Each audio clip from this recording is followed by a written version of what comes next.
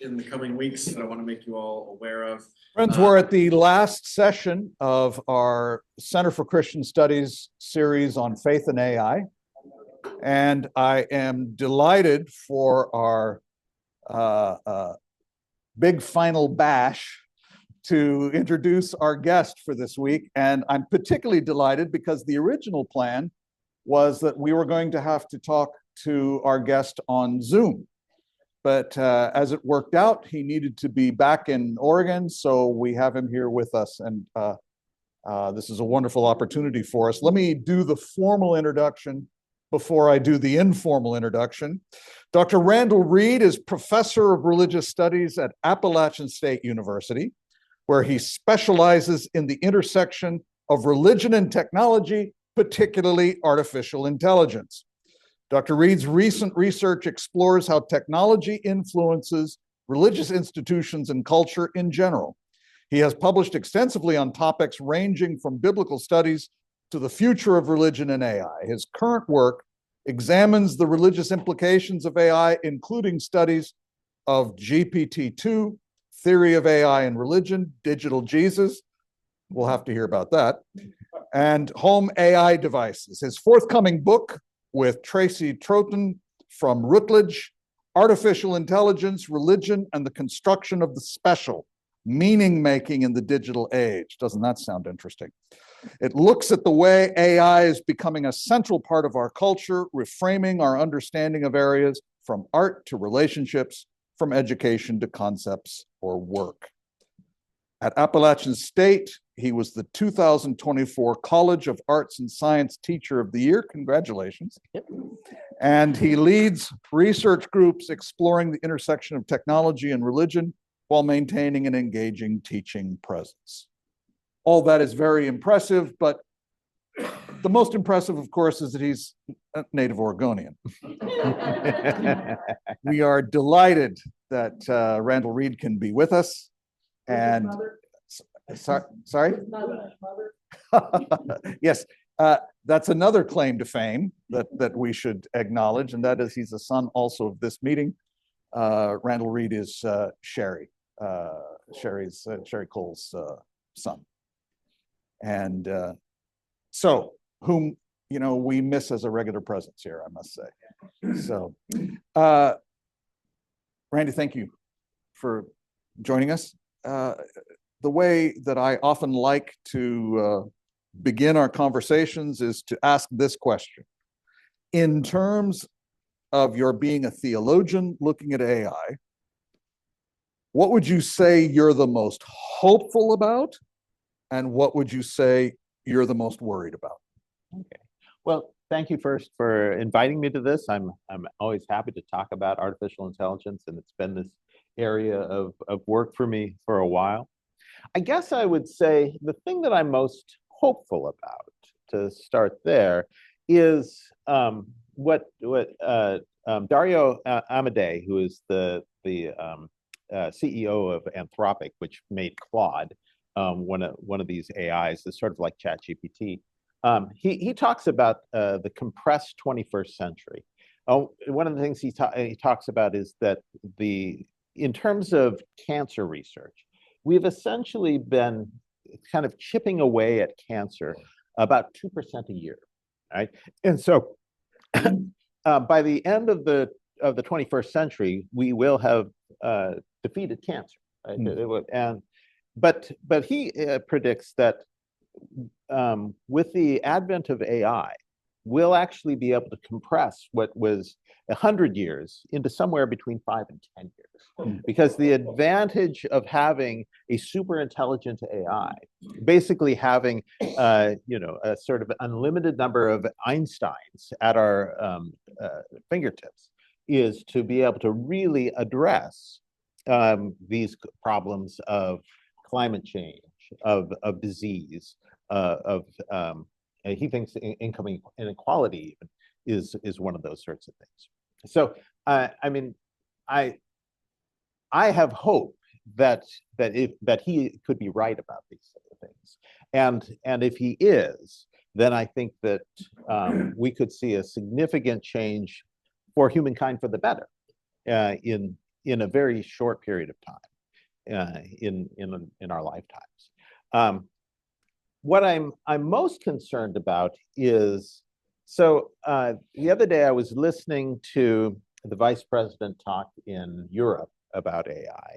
And right after that, I listened to a podcast by Ezra Klein, who's a columnist at the New York Times, and he was talking to Ben Buchanan, who was the main guy in the Biden administration about artificial intelligence. And the thing that was clear to me, listening to both of them, is that what nobody has figured out is what we do if artificial intelligence leads to significant labor displacement. If jobs are being taken by AI, what is the plan? And it seems to me nobody has a plan for that. And that's the thing I think that concerns me the most in the short term. I'm less concerned about the doomer scenarios. I'm less concerned that AI is going to kill us all. I am much more concerned that AI is going to cause significant unemployment, and that we don't have a good way of dealing with that kind of significant change in a short period of time. Interesting. And for you, bringing issues of AI into dialogue with theology, what have you found to be the most useful resources on the theological side of that conversation? Yeah, I mean, I think that in some ways, AI has always sort of been in dialogue with religion and theology, because what's always interesting to me is that when you listen to people talk about AI, particularly when they're talking about AGI, when they're talking about artificial superintelligence, they seem to automatically kind of fall into religious language, right? That like when Elon Musk was talking about AI, and he talked about it as summoning the demon. That is the kind of language that is religiously tinged, and I think that makes some sense, because a religion in general has been about what do we do, how do we interact with intelligence that are non-human, right? How do we deal with gods and angels and spirits and saints and that sort of thing? That's sort of our wheelhouse in religion. And so religion actually has already sort of thought through how we interact with these things. I mean, one of the things that I thought was interesting as I was writing the book on AI is the way that AI companions, and there's several companies that are dealing with sort of AI companions, Replica, and there was an article in the New York Times about ChatGPT. And some of those have kind of romantic and sexual connotations, but a lot of them are just AI friends, right? And they're AIs that you talk to. But they're non-corporeal, right? They don't have a physical presence to them. And I thought, that's really like the way that in Catholicism they think about saints. Saints also have this sort of non-corporeal thing, presence, but they're friends. You interact with them when you're in trouble or you have needs. You talk to your saint. You talk to Saint Christopher, and when you've lost something, and AI will really kind of function in that same way of giving hope, giving compassion, giving a ear that is always there to listen to. And so I think religion and AI are a lot closer. A lot of times, if people think science and religion, they're non-overlapping magisterial, right? But in some ways, I think that when it comes to AI, religion and AI are already overlapping in a variety of different ways. And as we think about how we make sense of an intelligence that isn't human, those are the resources we will instinctively go to. When you speak on this in various audiences, whether it's academic or whether it's a situation or church fellowship like this, what are you hearing? What are people sounding like they're interested in or worried about? Yeah. I mean, at some level, I mean, it'd be useful, I think, just to, how many here have actually played with an AI, ChatGPT or something else? Yeah, it's just a few of you, right? And this is actually true. Oftentimes, I've spoken to a couple of church groups, and people really don't have much experience with AI. It's just starting to sort of break through. And it's just starting to be something where people, you probably all have actually had more experience with AI than you realize, because when you Google something, the first thing you get now are those Google summaries, and that's an AI generated thing, right? So you are actually talking to an AI more often than you probably think you are. But I do think that people have a lot of anxiety about it. I think that the people who have been talking about AI being a threat to us, the sort of Terminator and Matrix things where AI makes us, tries to exterminate us, or makes us their slaves in some ways. I mean, I think a lot of those cultural images continue to sort of color how we think about AI. And I think those are probably not right. I mean, I think the ways that AI have interacted with us, like AIs, particularly before ChatGPT, AI was the thing that was sort of lurking in the background. Amazon was using it to try to sell you things. Netflix was using it to try to get you to watch more things, right? TikTok and Facebook were using it to try to increase engagement there, and I think those kinds of AIs actually they were something to be concerned about, right? Because they were operating sort of in the background, and they were trying to manipulate us. I mean, the 2016 election, where Cambridge Analytica was really sort of trying to weaponize information in order to promote a particular candidate. I mean, that was something to be concerned about. And I don't know that those concerns have gone away. But I think with generative AI, with the AI like ChatGPT, with Claude, with Gemini, some of these things, that is actually different. And those kinds of AIs are less about algorithmic control and more about a different kind of intelligence that we're able to communicate with and to operate with. And so I think that part of what I am doing in a lot of these situations is trying to educate people and help them understand what we are really facing with these days. One more question, and I'll open it up. In terms of your own work in AI, what was the last occasion when you either read something or using AI experienced something where your reaction was, oh my, I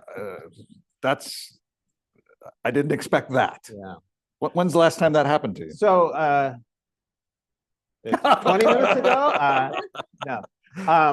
Probably DeepSeek. Okay. So there is this AI called DeepSeek R1. It is a reasoning model, and it's actually developed by a Chinese company, but it's open source, so anyone can actually have access to it. And the thing it does is it thinks before it responds. Not to get too technical, but the kinds of AIs that we have, like ChatGPT and Claude, they basically give you an answer, but they don't actually think about it before they do. And this is part of the problems with AI have to do with the fact that it doesn't have a way of sort of self-correcting. It just spews out what it has, and oftentimes that's interesting and novel, and a lot of times it is correct, but sometimes it's just making things up, and it doesn't know that it's making things stuff. I mean, that's why we call it a hallucination, because in the same way as when somebody hallucinates, they don't really know the difference between reality and non-reality. AIs were like that. The thing that we can do that AIs haven't been able to do in the past is actually think about something before we say it. We have that sort of intermediate place where you formulate something in your head, and then you can kind of think, okay, do I really mean it that way? Is that really right? And that sort of thing. And then we say it, right? Hopefully. Hopefully. And hopefully that ability to self-correct allows us to be more accurate. AIs have never been able to do that before. But with these new thinking models, there is now a kind of reasoning space where they think through their answer before they give the final one. And a lot of times, if you read, you can actually read the thoughts that it's having, and it will say things like, but wait, what if I consider this factor as well? Now do I come up with the same answer? And those are fascinating kinds of things. And I think that those kinds of reasoning models may have serious ramifications for the level of intelligence. There, in terms of the benchmarks that computer scientists are using, they are already breaking all the benchmarks that we have. They are creating new standards of performance. So I think that, I mean, one of the things that one of my favorite authors is Ethan Mollick. He's a professor at Wharton.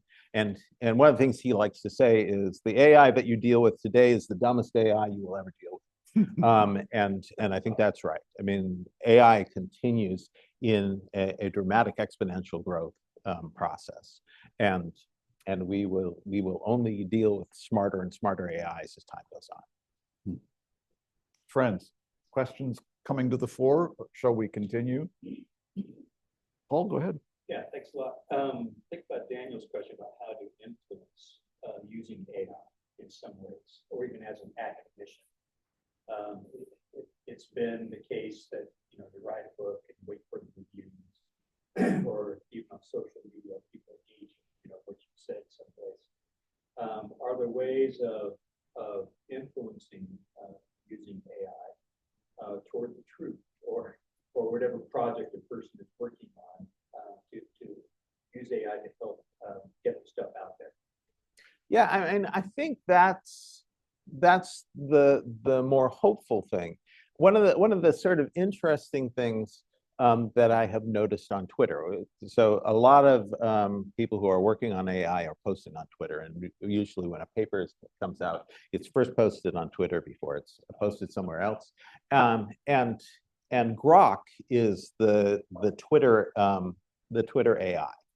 And the thing that has been interesting about Grok is that it has become this sort of arbiter of the truth. Because Grok has access to it has access to all the internet, and it also has access to all the latest stuff that's been posted on Twitter. If you say to it, and more people are doing this, is what that person just said right? It will actually be able to say yes or no, right? And it has said, somebody posted, is Elon Musk had posted something, and it said, is Elon right about this? And Grok said no. This is misinformation. And another thing this morning I saw where somebody was saying, this is what the Democrats are saying about tariffs. Is that correct? And Grok said yes. The data supports what the Democrats are saying about the effect of tariffs. And so, I mean, I see that as sort of a positive thing, where AI that has access to information can be that kind of arbiter of reality for us, and can condense that information in a way that can give us a way of getting access to it in a more easy and accessible way. Did you want to follow up on that, Paul? No, just thinking about, okay, so like trying to make an advance within global scholarship. I'm sure Kent's working on these things also. They're the standard academic, journals and venues and that kind of thing. I suppose, something referencing those, sort of getting more out there, or saying, maybe giving a digest of some of the larger views, just getting out there the conversation. Right. There's a product that Google came out with just last year called Notebook LLM. And Notebook LLM will, you give it an article or multiple articles, and then it will do two things. One, it will allow you to have a conversation with it about those articles. And so it's actually really helpful for sort of thinking through problems. One of the problems that we have as academics, right, is that there's a lot of stuff that gets published, and a lot of times, just looking at the abstract, you don't know if it's really going to address the thing that you are interested in, right? You read the abstract, you think, maybe they're dealing with my issue or not, and then you spend the next 2 hours reading the article, and then you find out it was useless, right? It has nothing to do with what you think. AI can be a solution to that thing. You put this into Notebook LLM, and you say, does this actually deal with my question? And it basically in the process of uploading, it has read it, and will give you this place where, yes, it actually deals with this on this page, in this paragraph, here's the sentence. Or it will say, no, it doesn't address. And then you can move on. You can go on to something that does. The other thing it does that's fascinating is it will create a podcast about the article. So you put the article in, and it will create two people who are actually discussing. This fall, I had a workshop that I was going to where there were 17 papers that we had to read before we went to the workshop. I put each one of those in. I got the podcast, and I listened to each one of those podcasts before I read the papers.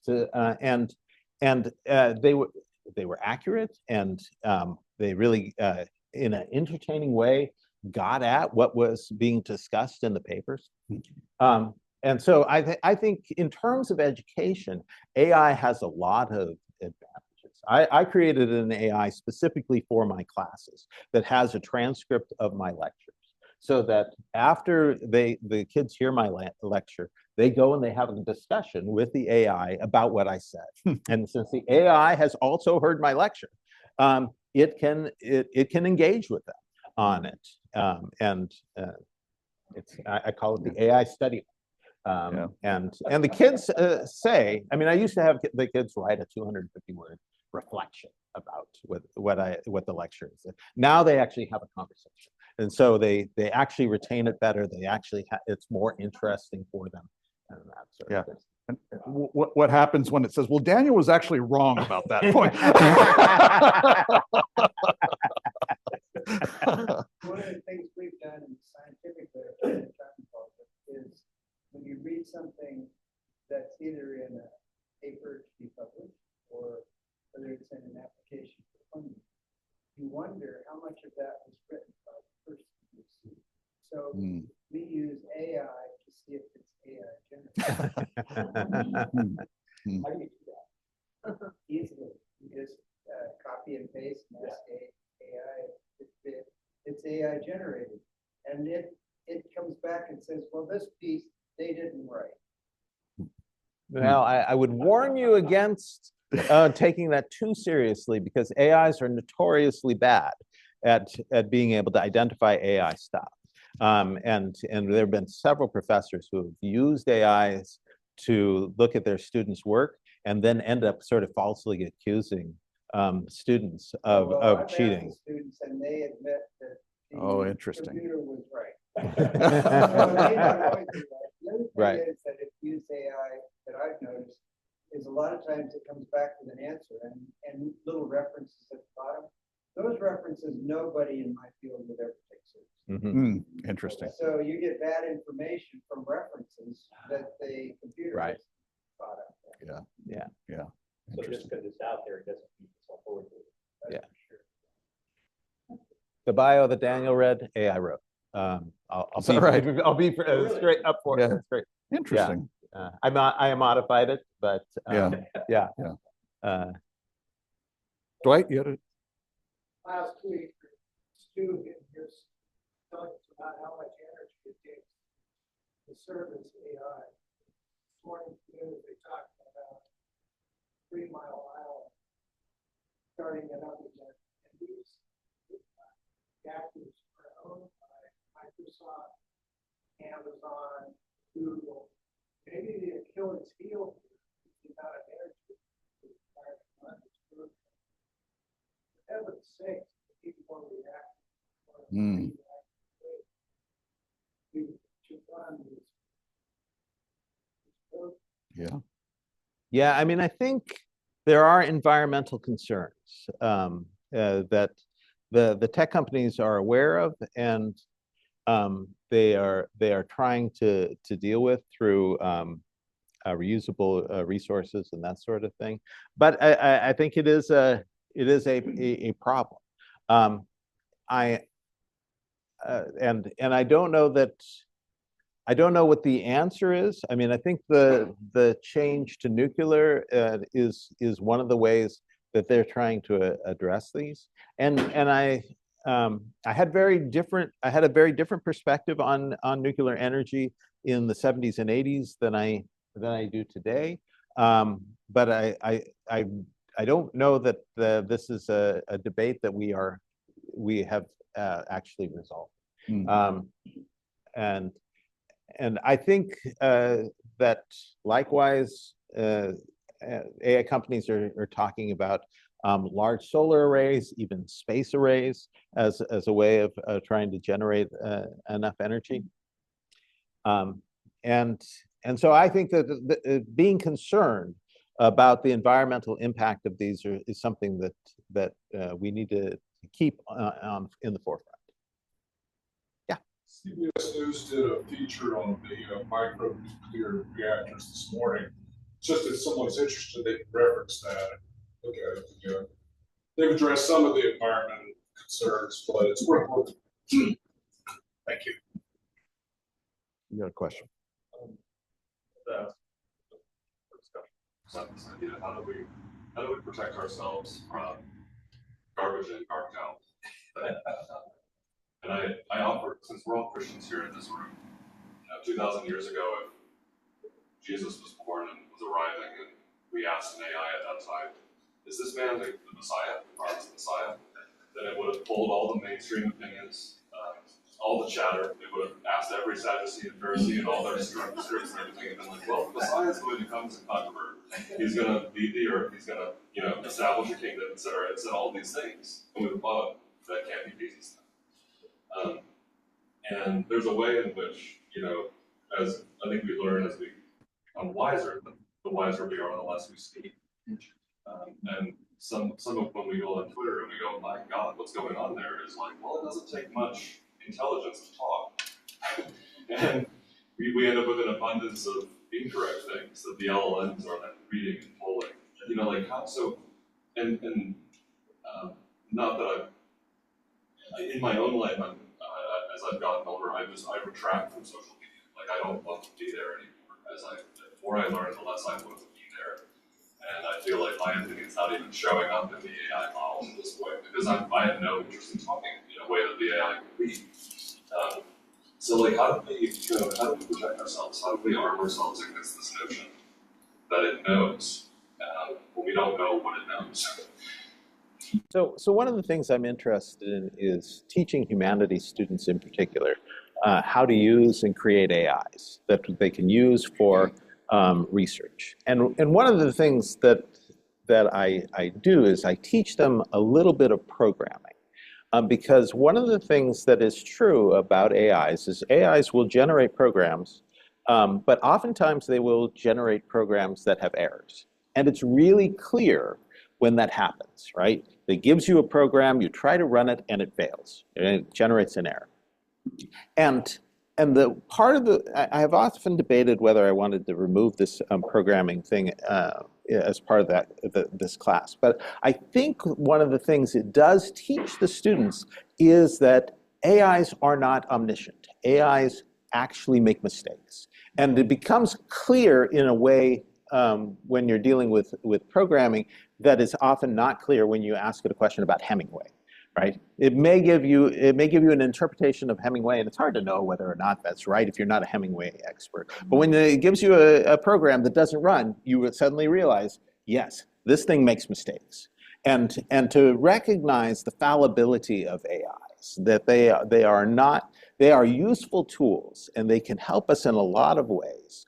But they are useful in the things that they are good at and not at the things that they are not good at. So oftentimes I make a distinction between a database and an artificial intelligence, right? That when you ask a database a question, you say, who is the star of Friends?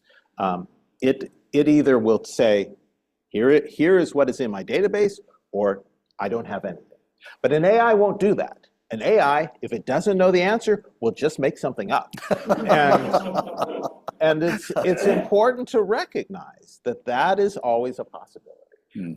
And so to understand the fallibility of artificial intelligence.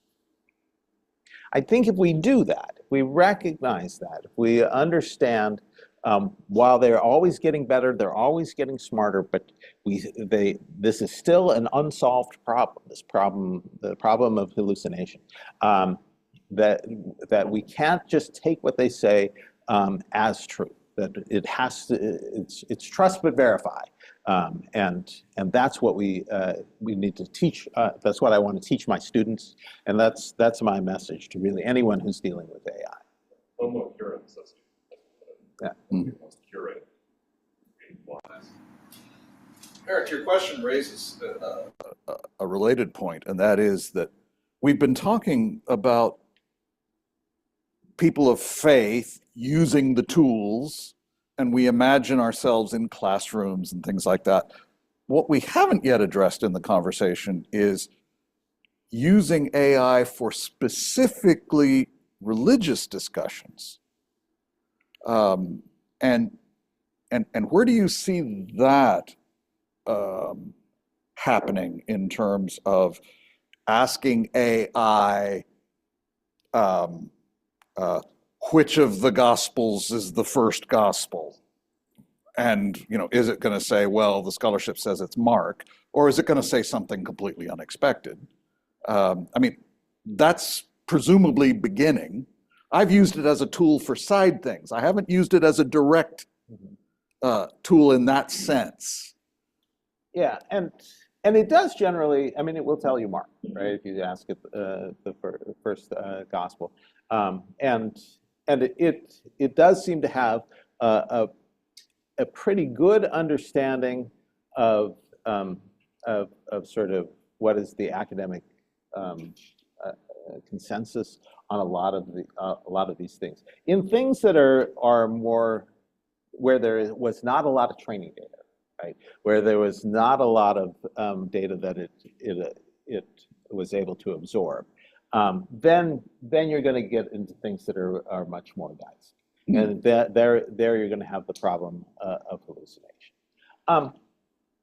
I think though that a lot of that can be mitigated if you give it information. For instance, like the Digital Jesus Project that I'm working on. We're trying to make AIs that actually speak like the different Jesus of the Gospels. And we want to put them in conversation to kind of see if they can learn from each other, if the Mark Jesus can learn from the John Jesus, and so on and so forth.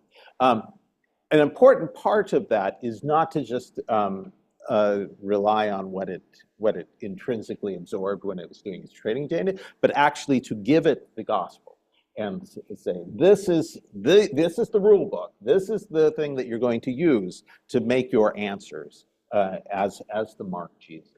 And that tends to mitigate a lot of those things. Now, if you ask it a question that Jesus and Mark never address, like you ask it, what is your opinion on homosexuality? or something like that, it's gonna give you an answer that it just makes up, and it tends to be pretty liberal. So Jesus ends up being pretty progressive when you do that. But I mean, that's part of the way to sort of constrain an AI is to give it the data that you really want it to work with. And I think for churches, like if you were going to create an AI for Reedwood, you might be able to give it a Quaker text. You give it, whatever foundational documents that Reedwood had, and it could answer questions about it. I'm the parliamentarian for my faculty senate. I have given it our faculty handbook, our faculty senate bylaws, and Robert's Rules of Order. And when I have a question about how should we proceed, I can ask it a question about that, and it generally gives me a pretty good answer. Lloyd? Blocking sunlight over. Oh, okay. I am paying attention.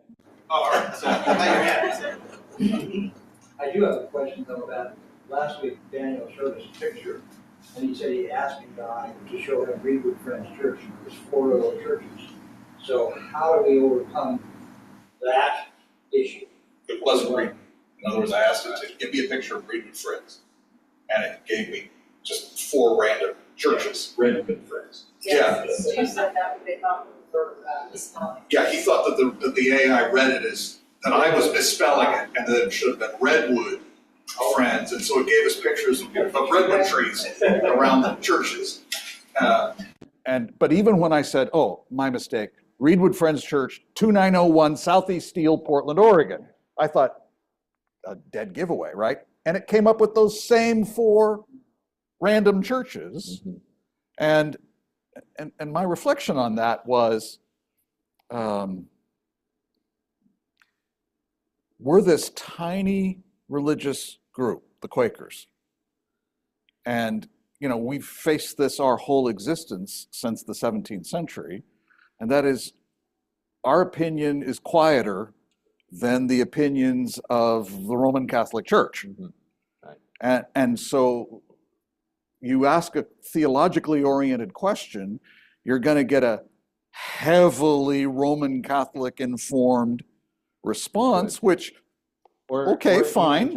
Yeah, but where's the Quaker voice unless you specifically ask for it, I guess. Right. Yeah. I mean, I think the reason that it's not going to come up with a Reedwood is there's just not enough examples of it in its training data, right? I mean, I don't know how many pictures there are of Reedwood on the internet, but probably compared to something like Monet's a Monet picture or something like that, if you ask for something, a church in the style of Van Gogh, Starry Night, it's going to give you something that looks very much like it.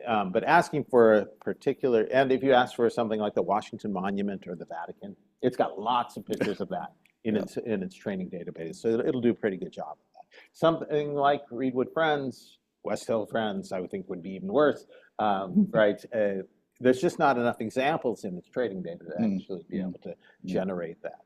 And I think that's a useful lesson, because it is sort of amplifying what it has the most of, right? And that is true in terms of the opinions that it holds, and I think your caution about how it isn't going to give you the Quaker perspective unless you ask it for the Quaker perspective.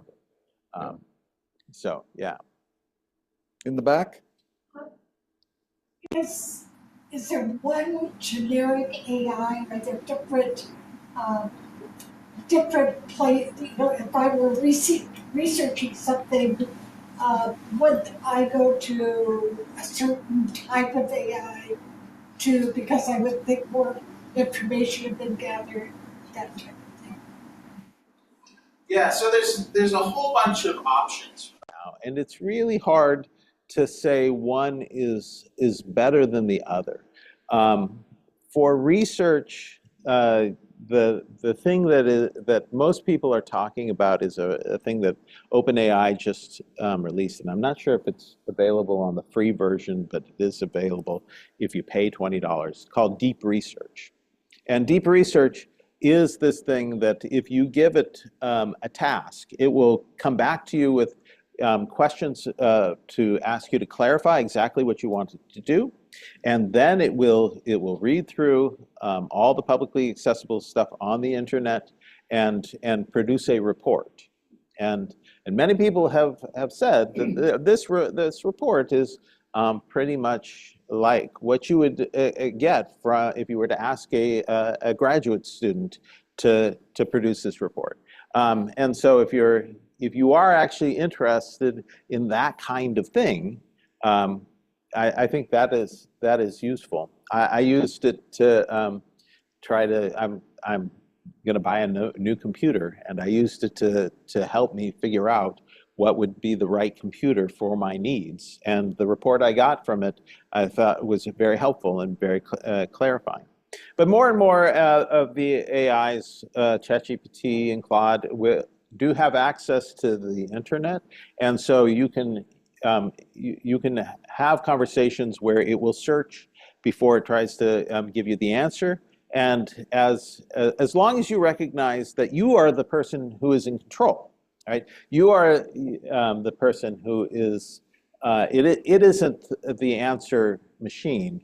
Whatever it tells you may or may not be right. As long as you kind of recognize that there is still a hierarchy, and that you should see yourself as being above it, that it can be useful. If you're going to it for an answer, and it gives you an answer, and you're saying, okay, I may not be right, and it's not like I have my encyclopedia that I can verify anymore. That is where we go.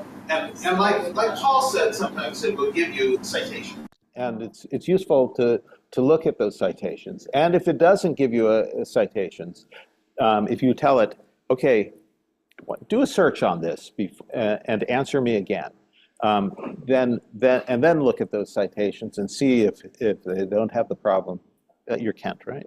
Yeah, that Kent brought up, which is that it's actually giving you stuff, but you can look at what the quality is of the information that it's citing. And a person gets better and better at using the right words to ask as well, isn't it? Yeah. I mean, there's a whole sort of sub-discipline called prompt engineering, right? Which is about how do you formulate the request so that it actually will give you what you want. Right. And I think this is particularly difficult. I mean, I'm pretty good at prompting for text. Images, I have nothing but frustration, like what you had, right? So that image of the AI, or the robot in the thing, where you couldn't get it to give you the right headdress, right? That, I mean, those are the kinds of problems that I have a lot with image generation. Now there are people who are now calling themselves AI artists who are really better at that, and they are exchanging, kind of, if you say this, if you ask it in this way, it will give you a better result than that. But it is a kind of skill to learn how to do that. Yeah. Paul, you had another. As a teacher, what kind of learning exercises would help you get a sense of the student's knowledge, as opposed to student just doing an AI search? And the second question, are there ways of using AI to help students learn? So independence of AI, but also using AI. Yeah. So I think we're still trying to find our way with that in the academy. A couple of projects that I and other people have done are like, I use it with the AI Study Buddy to actually have them have a conversation with it, to not ask it to give answers, but rather just to talk, because it's good at talking. my co-writer had a project where she had the students write an essay and then had the AI write the same essay and then compared them and did a thing where they actually wrote up a third paper that kind of compared where they thought the strengths of the AI was and where the weaknesses were and that sort of thing. I think AI is really, really helpful in the writing process, as long as you're not expecting it to do the writing. Oftentimes, I get to the end of a paragraph and I can't think of what that last word should be, right? And I'll give it to the AI and I'll say, okay, give me 10 examples of what you think that last word should be. And it will do that. And oftentimes I'll say, that's close. This is really what I want. And it will trigger something for me. And so I think there are ways to think about it. I mean, I think for academics, I worry much more about high school teachers, right? Who are asking their students to write a 5-paragraph essay on Billy Budd. That's going to be really hard to police whether AI is doing that. Some of the companies like Turnitin and that sort of thing say they have AI detectors. They work at about 85% rate. So and really the kids who end up getting accused of cheating tend to be honors students. They tend to be the top performers because AI is so good. So you see an essay that has no spelling mistakes, no grammar mistakes, and you think, really, oh yeah, an AI did that. All right, and so oftentimes those top kids are feeling like they're getting the shaft because of that. But I think there are some professors that are going back to Blue Books. Some of them are doing in-class essays. I think that probably we got to figure out a way to still to not give up that much control, not go backwards, but find a way to go forwards, and to teach the students the appropriate use of these, understand the drawbacks of AI, understand the environmental issues that are there. We need to have a critical perspective on AI, but at the same time, not a techno-Amish perspective, right? And one that is just tries to abandon it, but to think through it. I think this is a task that we are still engaged in, and we don't have clear answers for yet. But my hope is to continue to be part of that conversation. We had an interesting sort of experiment with this in medicine, where we asked people who had come to visit the clinic. This is not my clinic, but somewhere else, and they asked them to have a response from what the doctor said in their final visit. And what they didn't tell them is that half of them were written by AI and half of them were written by our real doctors. Then they had the patients rate which one they felt the most supported from. And they felt more supported by the AI response by far than the doctors. The doctors got an F, basically. and they didn't show compassion or anything, and surprisingly, the AI response did. Yeah. I mean, this is actually one of those things. The advantages of AI is precisely in that talking. AI is really supportive. I saw this exchange on Twitter a few months ago where this woman said, my cat died, and I really want to talk to somebody about my cat, but my friends are pretty bored about me talking to them about my cat.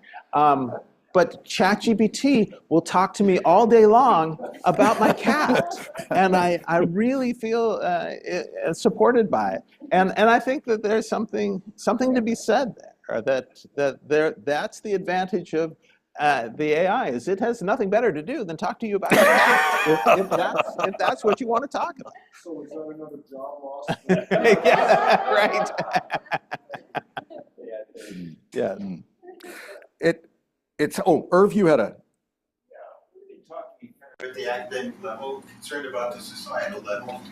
I think I'm speaking for my colleagues here as well as myself. I've taught church history and theology content, but I've also tried to teach critical thinking. And I get disappointed sometimes when I see a former student and there's just a complete lack of critical thinking. And so I'm looking 100 years ago when an entire German nation lost its critical thinking and bought lies.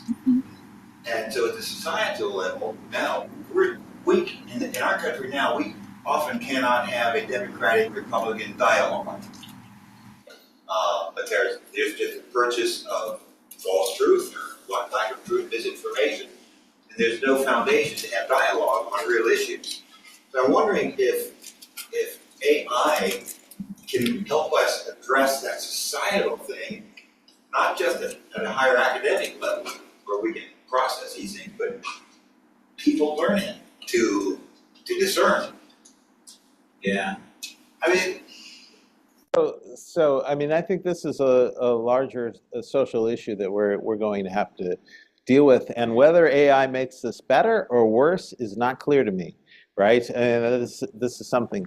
Well, the one thing I think this is a little orthogonal to what you're saying, but what the thing that I think that humanities majors can actually bring to the table is that we spend a lot of time teaching our students critical thinking, and so they need to be engaged in working with AIs precisely because they have those critical thinking skills, and language is the way that you interact with an AI, and humanities students understand how language works. They have a command of being able to use language, and so I think with the kind of critical skills that we're teaching them and the kind of linguistic superiority that we try to instill in the humanities, that humanities students should be deeply engaged in AI work. And this is something that this is a soapbox I am on regularly with other humanities professors. I know this is, you think that this is something that only scientists need to worry about. No, you get involved in this too, because your students are the ones who actually will do better. And there's the phrase that AI is not going to take your job. Somebody who knows how to use an AI is going to take your job. Our humanities students should be that second category, and so I hope that humanities professors heed that call and help their students get involved in a critical way with AI. As a last word, we're almost at the end of our hour here. I got a question. So, go ahead. So, let's say, for example, I'm a person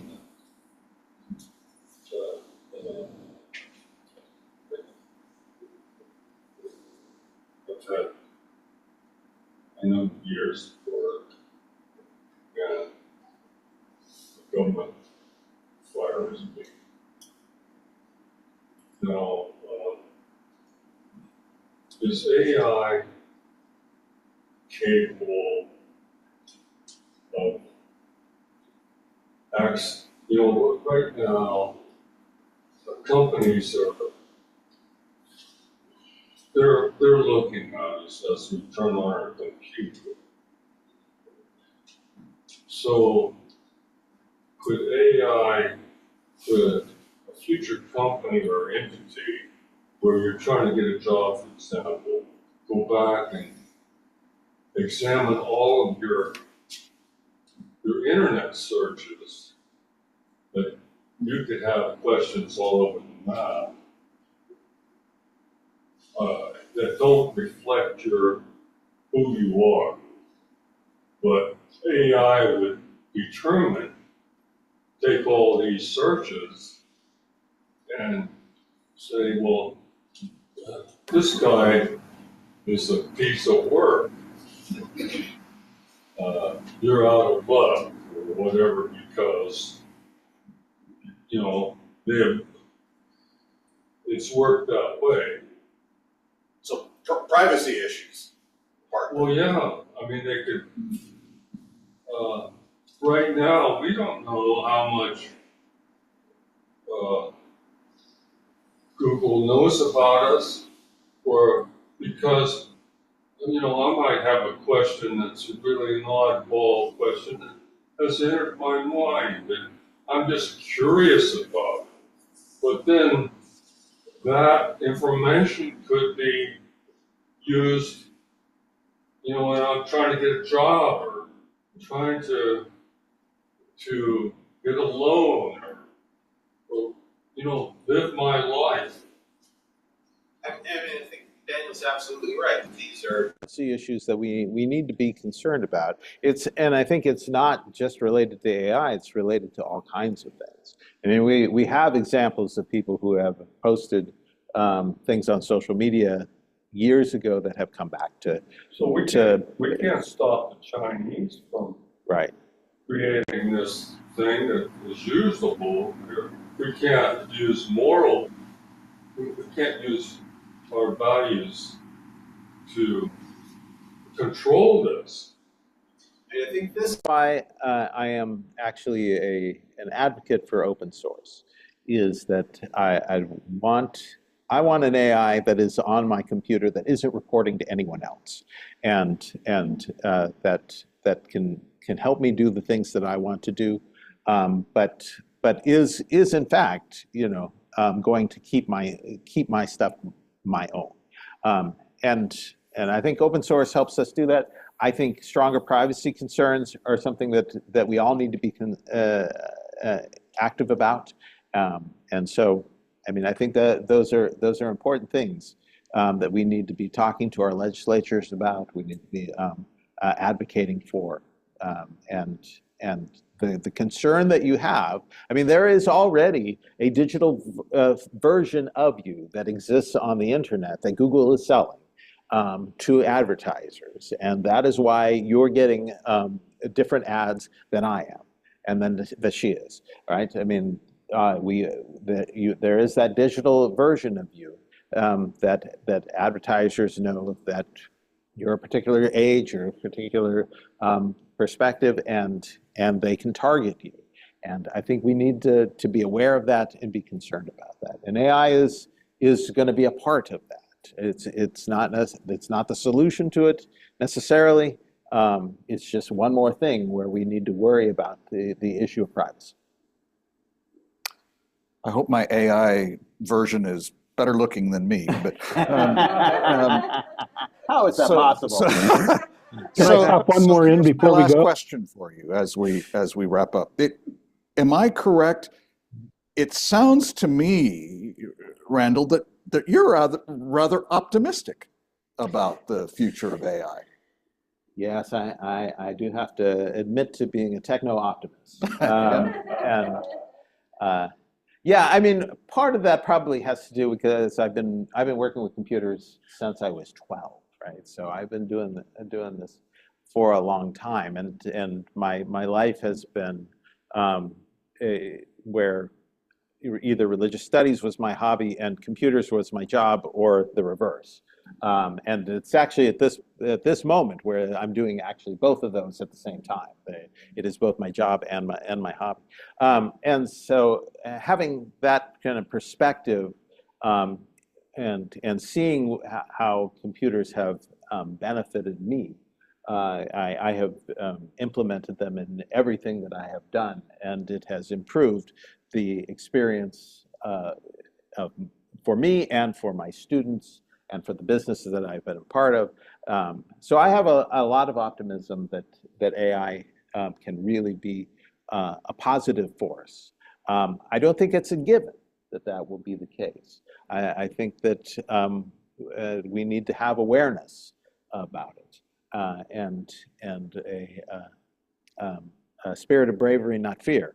But that I think that if we do this right, we can actually move to a place that is really a better place for humanity in general.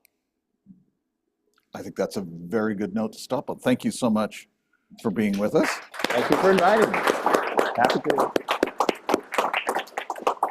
Thank you, Reedwood, for participating in this last week's series. I've enjoyed the discussion immensely. We've made some new friends and reestablished with some old friends. Go with God this week. Thank you. That was wonderful. Ah, good.